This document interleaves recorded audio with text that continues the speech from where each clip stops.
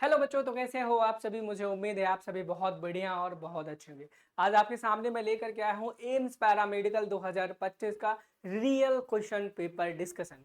इस पेपर में हम डिस्कस करने वाले हैं पूरा 2025 का एम्स का पैरामेडिकल का एंट्रेंस एग्जाम का पेपर, जिसमें आपका बायोलॉजी, केमिस्ट्री, फिजिक्स सारे सब्जेक्ट रहने वाले हैं। ये देखें आप, यहाँ पर सेक्शन ए में आपको बायोलॉजी देखने को मिलेगा। एकदम रियल पेपर है जो आपके एग्जाम में आता है और ये मेमोरी बेस्ड है। सेक्शन बी यानी कि रसायन विज्ञान, केमिस्ट्री होने वाला है। सेक्शन सी आपका जो कि फिजिक्स रहने वाला है। टोटल पूरे पेपर को हम डिस्कस करने वाले हैं, हर एक क्वेश्चन को बहुत ही डिटेल में पढ़ेंगे एंड सारे क्वेश्चन को अटेम्प्ट करने वाले हैं। अगर आप हमारे नर्सिंग गुरुकुल के चैनल पे पहली बार आए हैं तो चैनल को सब्सक्राइब जरूर कर देना, क्योंकि नर्सिंग गुरुकुल के इस प्लेटफॉर्म पे आपको AIIMS paramedical, AIIMS BSc nursing या फिर अदर स्टेट एग्जामिनेशन की प्रिपरेशन कराई जाती है और सारी की सारी इन्फॉर्मेशन प्रोवाइड की जाती है। चैनल को अभी सब्सक्राइब कर लेना। अगर आपको ये पीडीएफ चाहिए होगी, डिस्क्रिप्शन बॉक्स में व्हाट्सएप ग्रुप का लिंक है, टेलीग्राम ग्रुप का लिंक है, उसे ज्वाइन कर लेना ताकि आपको पीडीएफ वहां से बहुत ही आसानी से मिल जाए। और इसमें पीडीएफ का लिंक भी डायरेक्टली आपको डिस्क्रिप्शन बॉक्स में दे दूंगा, वहां से डाउनलोड कर लेना। ये एग्जाम रियल पेपर आप देख सकते हो। यहाँ पर roll number in words, candidate का नाम, कैंडिडेट का सिग्नेचर, इन्विजिलेटर सिग्नेचर, सेंटर का कोड, सारा चीजें लिखा गया है। अलाउड टाइम 90 मिनट्स का, मैक्सिमम मार्क्स भी आपका 90 मिनट्स का है। एंड यहाँ पर आप इंस्ट्रक्शंस पढ़ सकते हैं, वही सेम इंस्ट्रक्शंस हैं जो आपके एम्स पैरामेडिकल के एंट्रेंस एग्जाम में होते हैं। क्लास को स्टार्ट करने से पहले मैं बता दूं, अगर आप भी 2026 में एम्स का पैरामेडिकल का एग्जाम देने वाले हैं तो आप इन बच्चों को देख सकते हैं जिन्होंने हमारे नर्सिंग गुरुकुल के प्लेटफॉर्म से 2025 में बहुत ही अच्छी तरीके से प्रिपरेशन की थी और आज वो इंडिया की बहुत ही अच्छे अच्छे प्रेस्टिजियस मेडिकल कॉलेजेस से अपने नर्सिंग पैरामेडिकल की कोर्सेज को कंप्लीट कर रहे हैं। अगर आप भी 2026 में करना चाहते हो तो आप हमारे नर्सिंग गुरुकुल के मोबाइल ऐप को डाउनलोड कर सकते हो प्ले स्टोर से, और वहां पर एम्स का एक कंप्लीट प्रिपरेशन पैकेज ज्वाइन कर सकते हो, जिस कंप्लीट प्रिपरेशन पैकेज में आपको मिलने वाला है टेस्ट सीरीज मिलने वाली। और मैं बता दूं, जो नर्सिंग गुरुकुल की टेस्ट सीरीज होती है वो सबसे बेस्ट मानी जाती है और इस टेस्ट सीरीज में आपको 20+ टेस्ट मिल जाएंगे, जो कि आपके एम्स के पैरामेडिकल के एंट्रेंस एग्जाम के लिए बहुत ज्यादा हेल्पफुल है। और मैं एक बात ये भी कहना चाहूंगा, जो मैं पेपर वहां पे सॉल्व कराने जाने वाला हूँ वो 80% सेम क्वेश्चन हमारे इस टेस्ट सीरीज से 2025 के आया था।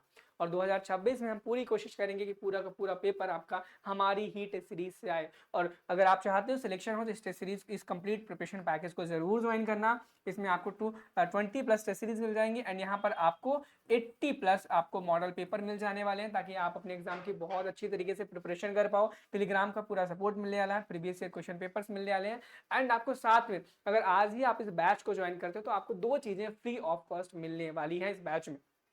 पहला, आपको पहला जो टेस्ट है वो कंप्लीटली फ्री रहने वाला है सभी बच्चों के लिए यहाँ पर, जो कि सबसे खास बात है इस बैच की। एंड आपको खजाना मिलने वाला है। आप सोचोगे खजाना क्या है? एग्जैक्टली खजाना क्वेश्चंस का खजाना है, जो क्वेश्चंस की ओर से आपका हर एक क्वेश्चन जो आपको सिलेक्शन की ओर ले जाने वाला होगा उसका खजाना है। उस खजाने में फिजिक्स, केमिस्ट्री, बायोलॉजी के अनलिमिटेड क्वेश्चंस होंगे जिन्हें आप प्रैक्टिस करके बहुत ही अच्छे मार्क्स लेके आ सकोगे। उस खजाना की प्राइस ही मात्र 349 रुपीज होगी। लेकिन अगर आप इस बैच को अभी ज्वाइन करते हो तो खजाना आपको फ्री में मिल जाएगा और इस कंप्लीट बैच की प्राइस मात्र 249 रुपीज है। नर्सिंग गुरुकुल के मोबाइल ऐप से आप हमारे इस कंप्लीट प्रिपरेशन पैकेज को ज्वाइन कर सकते हैं। डिस्क्रिप्शन बॉक्स में लिंक दिया है कि कैसे आपको इसे ज्वाइन करना है, आप उस वीडियो को देख करके ज्वाइन कर सकते हो। चलिए आपके इस कंप्लीट पूरे पेपर को हम यहाँ पर सॉल्व करते हैं और आपको दिखाते हैं कि पेपर जो था एग्जैक्टली हमारे नर्सिंग गुरुकुल के टेस्ट सीरीज और मॉडल पेपर से ही आया था। और 2026 का भी जो पेपर होने वाला है वह भी हमारी टेस्ट सीरीज और पेपर से ही आएगा, इससे बाहर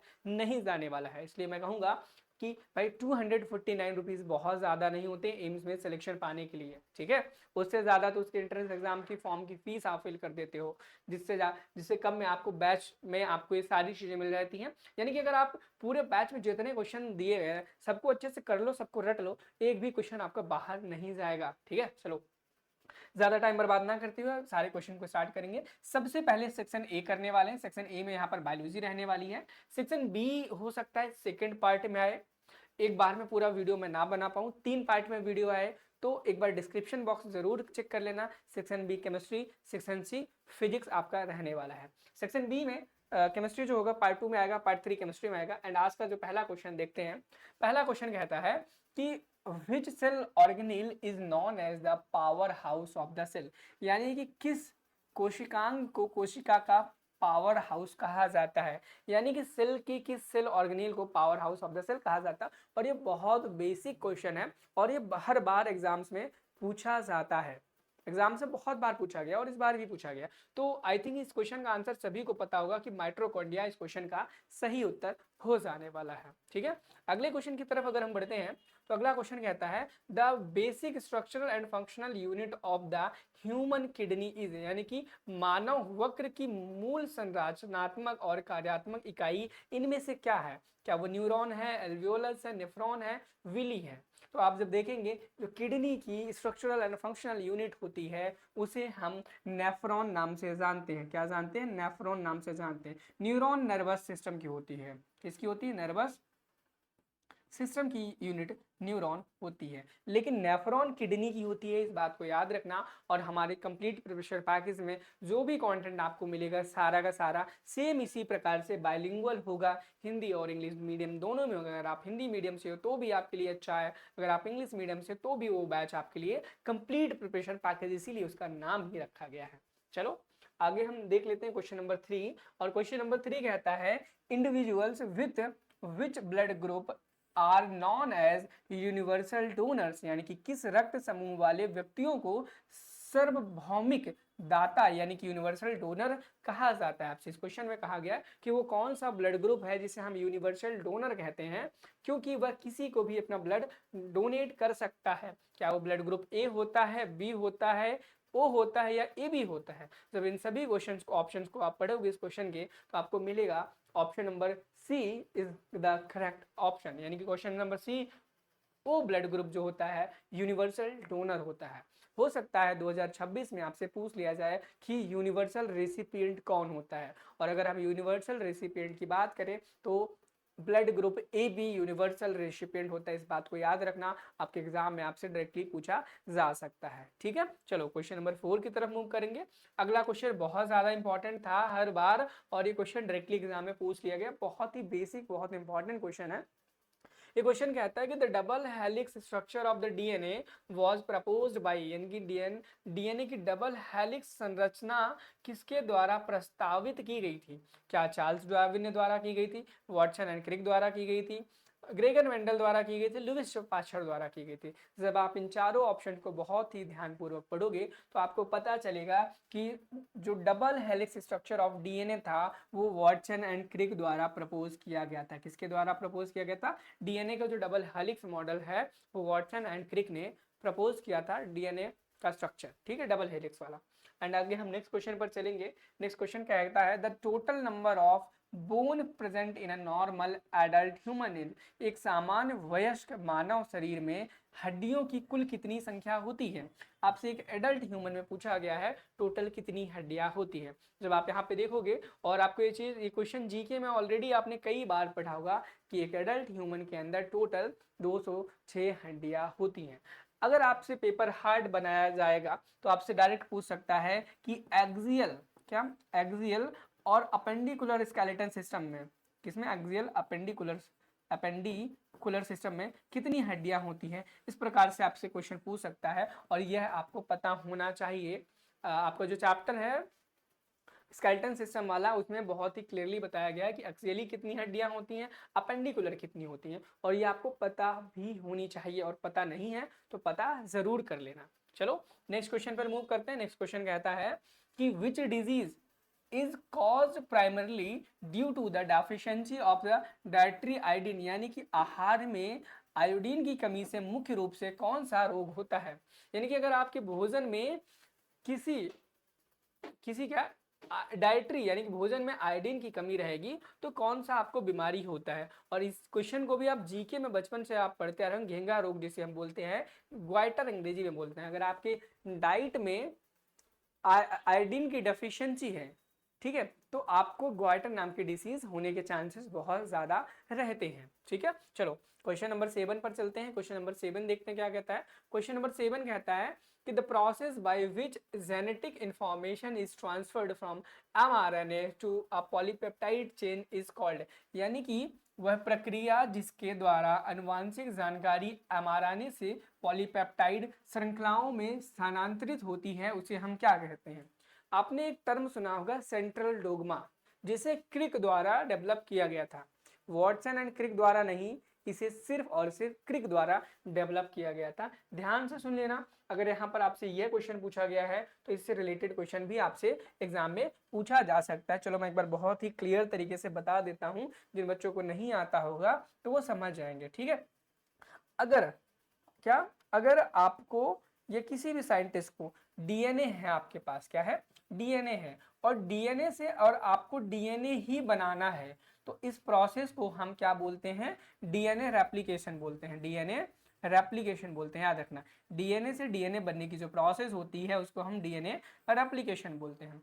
लेकिन वहीं से पर अगर आपसे डीएनए दिया गया है, डीएनए से एमआरएनए आपको बनाना है, क्या बनाना है, एमआरएनए बनाना है, तो इसे हम ट्रांसक्रिप्शन बोलते हैं। क्या बोलते हैं, ट्रांसक्रिप्शन बोलते हैं, ठीक है। और वहीं पर अगर आपको एमआरएनए दिया गया है और एमआरएनए से आपको प्रोटीन बनाना है, क्या बनाना है, प्रोटीन बनाना है, तब इस प्रोसेस को हम ट्रांसलेशन बोलते हैं, ट्रांसलेशन बोलते हैं।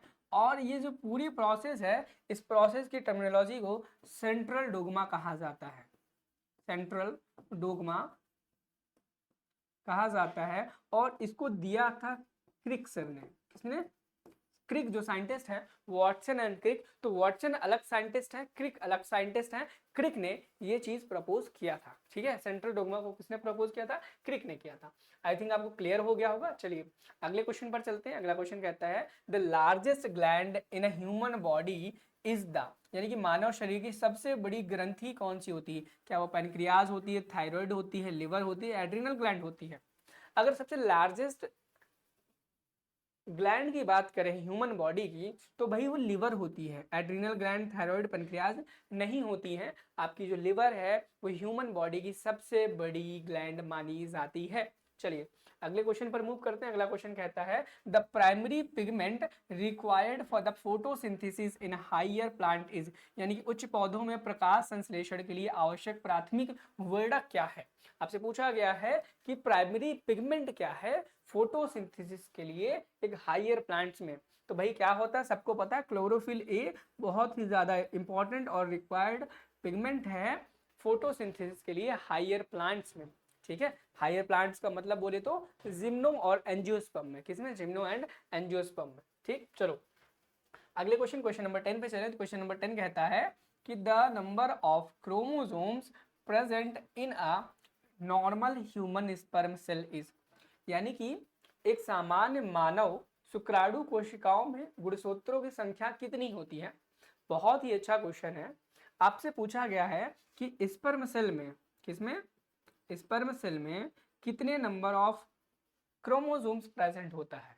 अगर आपसे एग्जाम में पूछा जाता है ह्यूमन की किसी एक नॉर्मल सेल में, क्या, ह्यूमन की नॉर्मल सेल में, तो आपका जवाब होना चाहिए था 46 क्रोमोसोम। कितना, 46 क्रोमोसोम। लेकिन वहीं पर अगर आपसे पेयर्स में पूछा जाता है तो आप इस क्वेश्चन का आंसर 23 पेयर्स देते हैं। लेकिन आपको पता होगा कि जो आपकी स्पर्म सेल होती है वो हैप्लॉइड होती है। क्या होती है बच्चों, हैप्लॉइड होती है। और हैप्लॉइड यानी कि आप नंबर ऑफ क्रोमोसोम्स को हाफ कर सकते हैं, यानी कि 23 नंबर क्रोमोसोम आपका यहाँ पर प्रेजेंट होगा। यहाँ पर ये इंडिविजुअली 23 क्रोमोसोम्स प्रेजेंट होंगे। ना तो हम यहाँ पर पेयर की बात कर रहे हैं ना डिप्लॉइड की बात कर रहे हैं। आपका स्पर्म सेल हैप्लॉइड होता है और ये बात आपको पता होनी चाहिए। और हैप्लॉइड सेल्स में नंबर ऑफ क्रोमोसोम्स हाफ होते हैं। एक एक्चुअल जो डिप्लॉइड होता है उससे हाफ होते हैं जस्ट, ठीक है। चलो क्वेश्चन नंबर 11 पे जब हम देखेंगे तो क्वेश्चन नंबर 11 कहता है कि which among of the following is known as the father of genetics, यानी कि निम्नलिखित में से किसे अनुवांशिकी का जनक कहा जाता है। और आपके ऑप्शन है Thomas Hunt Morgan, Gregor Johann Mendel, Charles Darwin and Carolus Linnaeus. जब आप इन ऑप्शंस को बहुत ही ध्यानपूर्वक पढ़ेंगे तो आपको पता चलेगा कि जो ग्रेगर जॉन मेंडल है इन्हें फादर ऑफ जेनेटिक्स बोला जाता है। किसे बोला जाता है, ग्रेगर जॉन मेंडल को फादर ऑफ जेनेटिक्स कहा जाता है। चलिए अगले क्वेश्चन पर चलते हैं।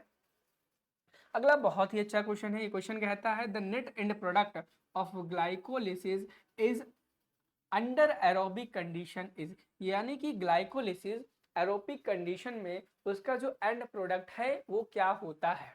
तो भाई ग्लाइकोलिसिस का जो एंड प्रोडक्ट होता है वो क्या होता है, पायरुविक एसिड होता है। क्या होता है, पायरुविक एसिड होता है। और ये बात आपको रेस्पिरेशन इन प्लांट्स वाला जो चैप्टर है उसमें ग्लाइकोलिसिस नाम की जो साइकिल है उसमें आपको लास्ट में एंड प्रोडक्ट ग्लाइकोलिसिस का पायरुविक एसिड आता है, और ये चीज आपको पता होनी चाहिए। ठीक है, चलो अगले क्वेश्चन पे चलें। Question number 13। क्वेश्चन नंबर 13 क्या कहता है, क्वेश्चन नंबर 13 कहता है which gland is often referred to as the master gland of the endocrine system, यानी कि किस ग्रंथि को अंतस्रावी तंत्र की मास्टर ग्रंथि कहा जाता है।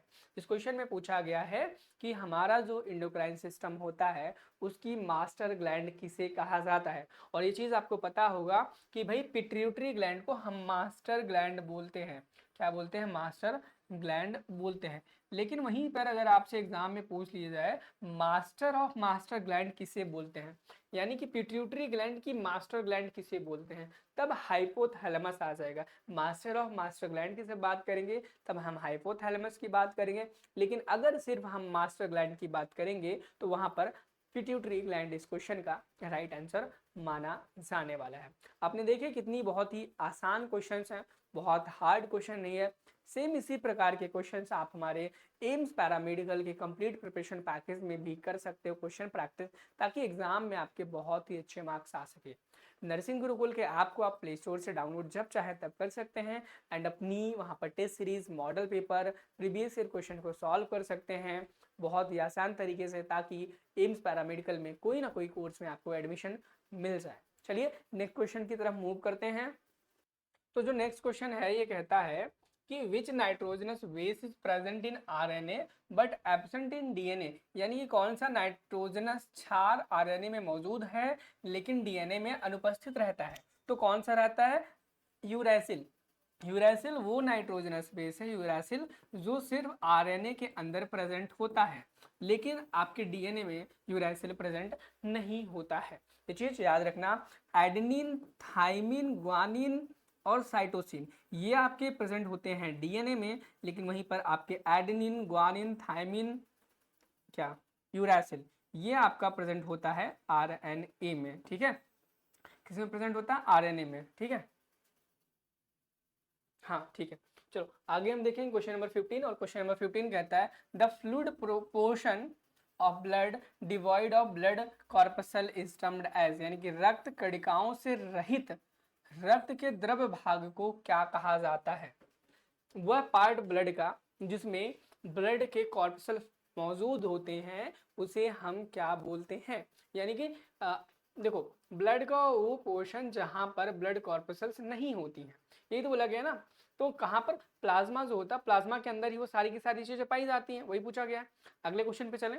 और अगला क्वेश्चन जो है क्वेश्चन नंबर 16, और यह भी बहुत ही पॉपुलर क्वेश्चन है जीके का, आप बचपन से इसे पढ़ते आएंगे। अगर आपने जीके का कोई भी कॉम्पिटिटिव एग्जाम दिया होगा क्लास 5th में, 6th में, 10th में, 11th में, 12th में, तो जरूर आपने इस क्वेश्चन को पढ़ा होगा। और ये क्वेश्चन कहता है कि which digestive enzyme is naturally secreted in human saliva, मानव लार में प्राकृतिक रूप से कौन सा पाचक एंजाइम स्रावित होता है।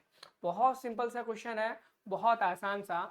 सलिवरी अमाइलेज, जिसे हम टाइलिन नाम से भी जानते हैं, जब आपने जीके में पढ़ा होगा तब इसे टाइलिन नाम से आप जानते होंगे। ठीक है, लेकिन जब आप बायोलॉजी में से एम्स के लेवल पर पढ़ेंगे तब उसे सैलिवरी अमाइलेज बोला जाता है। ठीक है, चलो क्वेश्चन नंबर 17 की तरफ चलते हैं।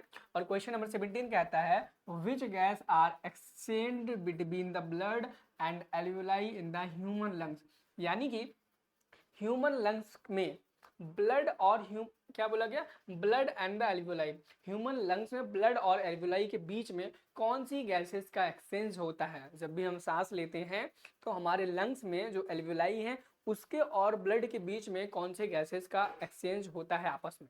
तो यहाँ पर क्या ऑक्सीजन का होता है, बहुत सारे बच्चे डायरेक्ट आंसर लगा दें ऑक्सीजन, लेकिन CO2 की तरफ वो बिल्कुल नहीं जाएंगे। लेकिन अगर करेक्ट ऑप्शन की बात करें, एक्सचेंज की बात हो रही है। ठीक है, कौन सा हम एक्सेप्ट करते हैं इसकी बात नहीं हो रही है, यहाँ पर एक्सचेंज की बात बोली जा रही है, कौन सी गैस एक्सचेंज होती है। तो एक्सचेंज कौन सी होती है, तो भाई एक्सचेंज O2 एंड CO2 आपकी दोनों होती हैं। क्या होती हैं, O2 एंड CO2 आपकी दोनों गैसेस एक्सचेंज होती हैं। चलो अगले क्वेश्चन पर चले। अगला क्वेश्चन कहता है कि which part of the human brain is primarily responsible for the maintaining posture and balance, यानी कि मानव मस्तिष्क का कौन सा भाग मुख्य रूप से मुद्रा और संतुलन बनाए रखने के लिए जिम्मेदार है? क्या वो सेरिब्रम है, सेरिबेलम है, मेडुला ऑब्लोंगेटा या पोन्स है, पेंस वेरुलाई। ठीक है, तो जब आप इस क्वेश्चन को देखेंगे, अगर हम पोस्चर, बॉडी के पोस्चर एंड बैलेंस की बात करेंगे, तो सेरिबेलम वो ब्रेन का पार्ट होता है जो हमारे ब्रेन बॉडी के पोस्चर एंड बैलेंस को मेंटेन करने में मदद करता है। देखिए, अब यहाँ पे क्वेश्चन नंबर 19 की तरफ चले आएंगे। देखो, यहाँ पर हम 2025 का जो सॉल्व कर रहे हैं, बहुत सारे बच्चे होंगे जो ये चाहते होंगे कि हमें 2024 का भी मिल जाए, तो एक बार कमेंट सेक्शन में ज़रूर बताना कि आप चाहते हो कि 2024 का भी पेपर का सॉल्यूशन लाया जाए। तो एग्जैक्टली अगर आप डिमांड करोगे तो 2024 का जो एम्स पैरामेडिकल का पेपर है उसे भी हम यहाँ पर सॉल्व करा देंगे पूरा का पूरा। यहाँ पर जैसे ये पार्ट ए है और पार्ट ए में हम सिर्फ बायोलॉजी कवर कर रहे हैं, पार्ट बी में हम केमिस्ट्री कवर करेंगे, पार्ट सी में हम फिजिक्स कवर करेंगे। एंड हो सकता है आप इसे मर्ज्ड वीडियो देख रहे हो, घबराओ परेशान मत हो, बस पूरे लेक्चर को लगाओ। ठीक है, चलो क्वेश्चन नंबर 19 की तरफ मूव करेंगे। अगला क्वेश्चन कहता है the male reproductive part of angiospermic flower is, यानी कि आवृत बीज एंजियोस्पर्म फूल का नर प्रजनन भाग कौन सा होता है? मेल रिप्रोडक्टिव सिस्टम क्या होता है फ्लावर में, ये पूछा गया है। क्या वो पिस्टल होता है, कार्पल होता है, स्टैमन होता है, सेपल होता है? और इस क्वेश्चन का आंसर मुझे उम्मीद है वो हर एक बच्चे को पता होना चाहिए कि भाई स्टैमन मेल रिप्रोडक्टिव फ्लावर का पार्ट होता है। क्या होता है? पुंकेसर, जिसे हम हिंदी में कहते हैं। जब हम अगले क्वेश्चन की तरफ बढ़ेंगे तो अगला क्वेश्चन कहता है the main excretory organ of an earthworm, केचुए के मुख्य उत्सर्जन कौन सा अंग होता है? तो भाई नेफ्राइडिया होता है। क्या होता है? नेफ्राइडिया। केचुए के अंदर, जिसे हम एक बहुत इंपॉर्टेंट क्वेश्चन आपके एग्जाम में डायरेक्टली पूछा जा सकता है, scientific name of earthworm, earthworm का साइंटिफिक नेम क्या होता है? और इसे आपको कमेंट सेक्शन में बताना है। हमारे क्या करना है? कमेंट सेक्शन में बताना है कि अर्थवॉर्म का साइंटिफिक नेम क्या होता है। ठीक है, चलो अगले क्वेश्चन पर चलते हैं। अगला क्वेश्चन कहता है कि the biological vector responsible for transmitting malaria to human is, यानी कि मनुष्यों में मलेरिया फैलाने के लिए जिम्मेदार जैविक वाहक कौन होता है? क्या वो एडीज मॉस्किटो होता है, क्यूलेक्स मॉस्किटो होता है, या सीसी फ्लाई होता है, फीमेल एनाफिलीज मस्कीटो होता है? और इस क्वेश्चन का भी आंसर आई थिंक आपको पता होगा कि ह्यूमंस में मलेरिया फैलाने का जो वाहक होता है वो फीमेल एनाफिलोज मस्कीटो होता है। क्या होता है? फीमेल एनाफिलोज मस्कीटो ही होता है। ठीक है, चलो अगले क्वेश्चन पर चलते हैं। और अगला क्वेश्चन कहता है the cell wall of fungi is predominantly composed of, यानी कि कवक फंजाई कोशिका की भित्ति मुख्य रूप से किसकी बनी हुई होती है? यानी कि यहाँ पर सेल वॉल पूछी गई है, फंजाई की किससे मिलकर के बनी हुई होती है? तो जो फंजाई की सेल वॉल होती है वो काइटिन से मिलकर के बनी हुई होती है। लेकिन वहीं पर अगर प्लांट की सेल वॉल के बारे में बात किया जाए तो किसकी मिलकर के बनी होती है? सेल्यूलोज की मिलकर के बनी होती है। किसकी मिलकर के बनी होती है? सेल्यूलोज की मिलकर के बनी हुई होती है, ध्यान रखना। ठीक है, चलो अगले क्वेश्चन पे चलते हैं। अगला क्वेश्चन कहता है which is the largest phylum in the animal kingdom comprising insect and crustaceans, यानी कि जंतु जगत का सबसे बड़ा संघ यानी कि फाइलम कौन सा है जिसमें कीड़े और क्रस्टेशियंस शामिल होते हैं? तो भाई सबको पता होगा कि आर्थ्रोपोडा सबसे बड़ा फाइलम होता है एनिमल किंगडम का। क्या होता है? आर्थ्रोपोडा सबसे बड़ा फाइलम होता है एनिमल किंगडम का। एंड हम क्वेश्चन नंबर 24 की तरफ मूव करेंगे। क्वेश्चन नंबर 24 कहता है कि growth hormone GH in human is secreted by, यानी कि ह्यूमन में जो ग्रोथ हार्मोन है वो किसके द्वारा सिक्रेट किया जाता है? और अगर आपने मेरी कोई भी क्लास लगाई होगी, कोई भी वीडियो देखी होगी, तो मेरी बहुत एक गंदी आदत है, मैं एक क्वेश्चन बच्चों को होमवर्क में जरूर देता हूँ। आज ये क्वेश्चन नंबर 24 है, आपको कमेंट में इस क्वेश्चन का आंसर बताना है, Q24 लिखना है एंड उस क्वेश्चन का जो राइट आंसर है उसे टाइप करना है, ताकि ये पता चल सके कि भाई हाँ आप अच्छे से ध्यानपूर्वक लेक्चर को देख रहे हैं या फिर नहीं देख रहे हैं। क्वेश्चन नंबर 25 की तरफ चलेंगे। क्वेश्चन नंबर 25 कहता है which structure act as the natural pacemaker of human heart, यानी कौन सी संरचना मानव हार्ट के प्राकृतिक पेस मेकर के रूप में कार्य करती है? तो भाई कौन सी होती है? एवी नोड होती है। क्या होती है? एवी नोड होती है। अगले क्वेश्चन पर चलेंगे। अगला क्वेश्चन कहता है the theory of evolution by natural selection was formulated bye, यानी कि थ्योरी ऑफ नेचुरल सिलेक्शन, ये थ्योरी किसके द्वारा दी गई थी? तो थ्योरी ऑफ नेचुरल सिलेक्शन आपकी चार्ल्स डार्विन द्वारा दी गई थी। किसके द्वारा गई थी? चार्ल्स डार्विन द्वारा दी गई हुई थी। अगले क्वेश्चन पे जब हम मूव करेंगे, अगला क्वेश्चन कहता है द ह्यूमन इम्यूनोडेफिशिएंसी वायरस, जिसे HIV नाम से भी हम शॉर्ट में जानते हैं, प्राइमरली अटैक्स ऑन, प्राइमरली किस पर, मुख्य रूप से किस पर अटैक करती है, किसको बर्बाद करती है?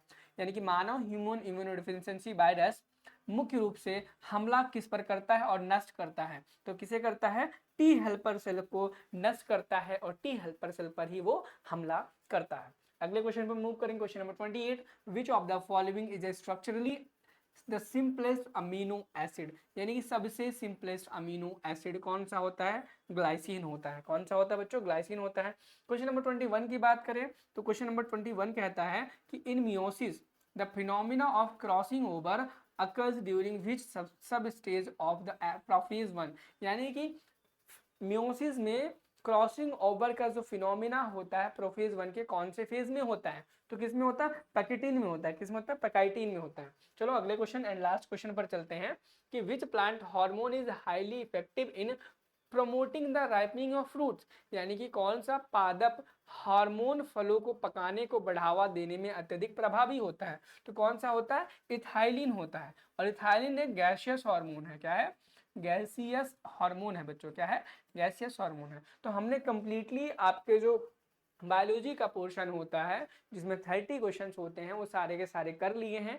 अब हम पार्ट बी में केमिस्ट्री के क्वेश्चंस को करने वाले हैं, जिसमें हम पार्ट 2 लेकर के आएंगे और पार्ट 2 का लिंक आपको वीडियो के डिस्क्रिप्शन बॉक्स में भी मिल जाएगा। और नर्सिंग गुरुकुल के चैनल को सब्सक्राइब करके रखना, ताकि जब भी पार्ट 2 आए उसकी इन्फॉर्मेशन आपको व्हाट्सएप ग्रुप में, टेलीग्राम ग्रुप में और हमारे चैनल पर देखने को मिल जाए। और अगर आप सच में वाकई में प्रिपरेशन को लेकर के सीरियस हो तो कंप्लीट प्रिपरेशन को अभी ज्वाइन कर लेना, बिना देर किए और टेस्ट को लगाना शुरू कर दो, ताकि जब भी आपका एग्जाम 4 जुलाई को हो तो आप सबसे ज़्यादा और बढ़िया अच्छे मार्क्स लेके आओ। चलो मिलते हैं नेक्स्ट वीडियो में पार्ट 2 के साथ। Thank you, have a nice day, very very thanks.